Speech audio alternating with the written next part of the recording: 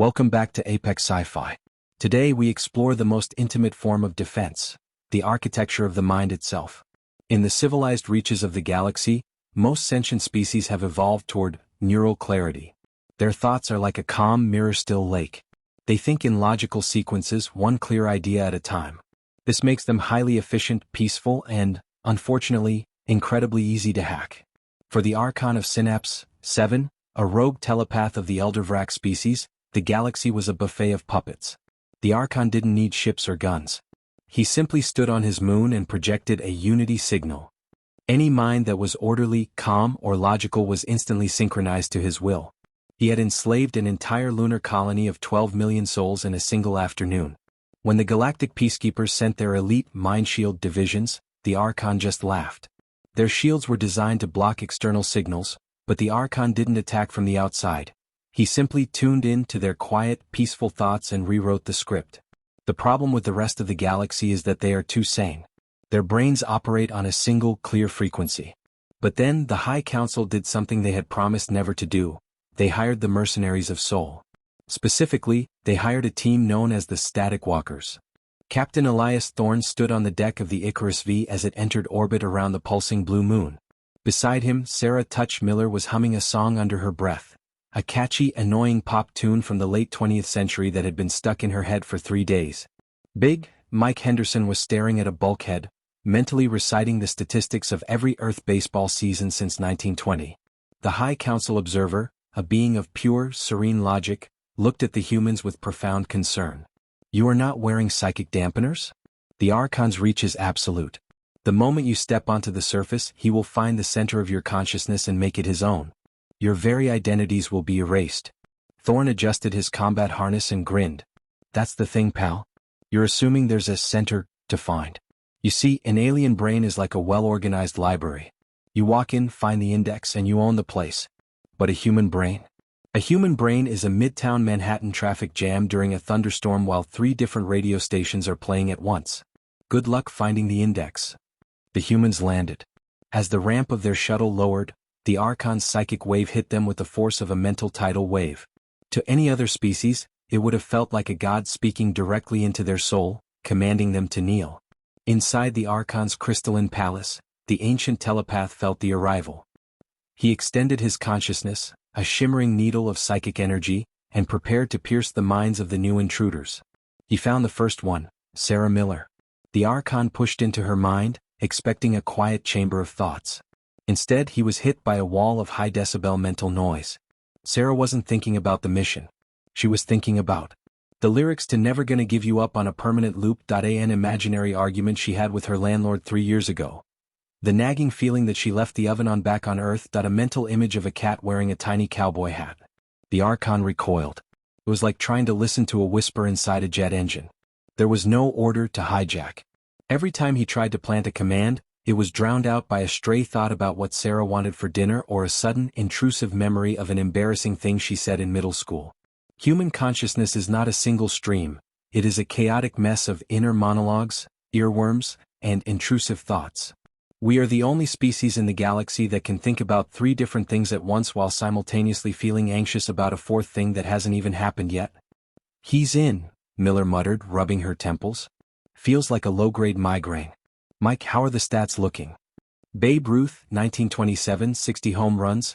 Mike Henderson grunted, his face a mask of intense, dumb concentration. Ty Cobb, 1911, 248 hits. Lou Gehrig? Lou Gehrig is my firewall. The Archon turned his attention to Mike. He tried to find a hook, a fear, a desire, a weakness. But Mike's mind was a fortress of useless information.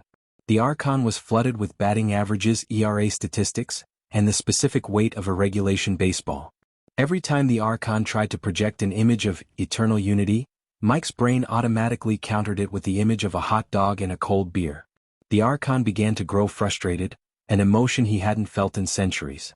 He concentrated his entire psychic might into a single, piercing command of submission, and aimed it directly at Captain Elias Thorne. Thorne felt the spike.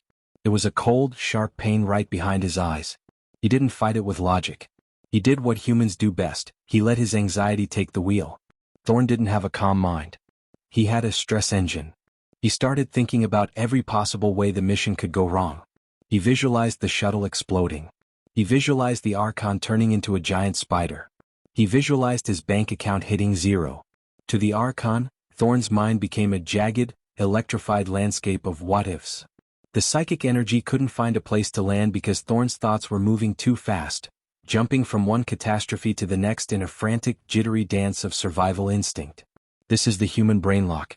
Our minds are so naturally prone to overthinking and internal conflict that a telepath trying to control us is like a hacker trying to crack a password that changes every half-second based on the user's mood. He's getting frustrated, Thorn said, drawing his heavy kinetic pistol.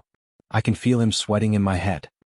He's looking for the master control, but all he's finding is my impending sense of doom. The humans marched through the crystalline palace, stepping over the kneeling, entranced alien guards. The guards were perfect. Their minds were quiet, their loyalty absolute. They were the ultimate servants. The humans, by contrast, were a mess of sweat, grease, and noisy, flickering consciousness. They reached the central chamber. The Archon stood there, a towering figure of blue energy, his face twisted in a look of absolute agony. He wasn't just trying to control the humans anymore, he was trying to get out of their heads.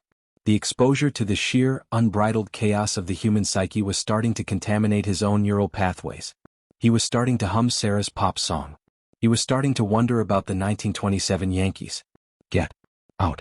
The Archon shrieked, the psychic projection so loud it cracked the crystalline floor. Your minds are filth. They are disorder. They are a screaming void of nonsense. Welcome to the human condition, pal, Thorn said, raising his weapon. It's not a void. It's just busy. We call it multitasking. You call it madness. To us, it's just Tuesday. Thorn didn't need to fire a high-tech, psychic disruptor. He just pulled the trigger on his 12mm kinetic handgun. Bang. The solid lead slug didn't care about psychic shields. It didn't care about the Archon's unity signal. It was a physical object moving at 2,000 feet per second. The Archon, his focus completely shattered by the mental noise of the three mercenaries, couldn't even manage to teleport away. The bullet struck the blue energy core at his center. The Archon vanished in a spectacular burst of blue static. The psychic field over Synapse 7 collapsed instantly. 12 million aliens blinked, their eyes returning to their natural color, as the unity vanished, replaced by the glorious, messy reality of their own individual thoughts. Back on the Icarus V, the High Council observer was in a state of shock. You defeated the greatest telepath in the quadrant by thinking about baseball and pop music? And anxiety, Thorn added, leaning back in his chair. Don't forget the anxiety. That stuff is like mental armor. If you're always worried about everything, no one can surprise you with anything. Sarah Miller was still humming. Great. Now I've got that song stuck in my head again. I think I've infected the whole moon. The Galactic Council's new report on telepathic resistance was a landmark in xenopsychology. It completely changed the way the galaxy viewed the noisy humans. Advisory: do not attempt telepathic subversion of human subjects. Their consciousness is a non-linear, high-entropy environment characterized by the brain lock. While most species possess a singular I, a human possesses a swarm of conflicting internal dialogues, intrusive memories, and abstract anxieties. A telepath attempting to enter a human mind will be subjected to intense sensory overload and may suffer permanent neural damage from earworm infection. Humans are not immune to telepathy because they are strong, they are immune because they are too disorganized to be controlled. Humanity had proven the ultimate mercenary HFY truth. Our minds are a mess, our thoughts are a disaster, and we can't even focus on a single task for 5 minutes without getting distracted. But in a galaxy of mind readers and puppet masters, being a distraction-prone disaster is the ultimate superpower. We are the ones who can't be led. We are the ones who can't be predicted. And if you try to get inside our heads, don't be surprised when you can't find your way out. This has been Apex Sci-Fi. Get out of my head. I'm busy. If you enjoyed this victory of human mental chaos over telepathic order, hit that like button. Comment below. What is the one song that would be the ultimate firewall if a telepath tried to enter your mind? Subscribe for the next contract, the Deep Core Drillers. The moon is silent. The song remains.